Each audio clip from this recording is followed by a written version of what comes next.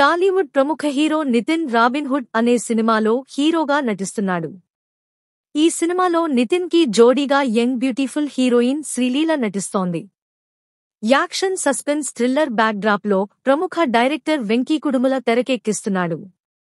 మైత్రి movie makers నిర్మిస్తోంది. November 14న ఈ cinema teaser release కాగా మంచి రెస్పాన్స్ వచ్చింది. అలాగే టీజర్ రిలీజ్ అయిన 24 గంటల్లోనే 9.5 మిలియన్ వ్యూస్ వచ్చాయి.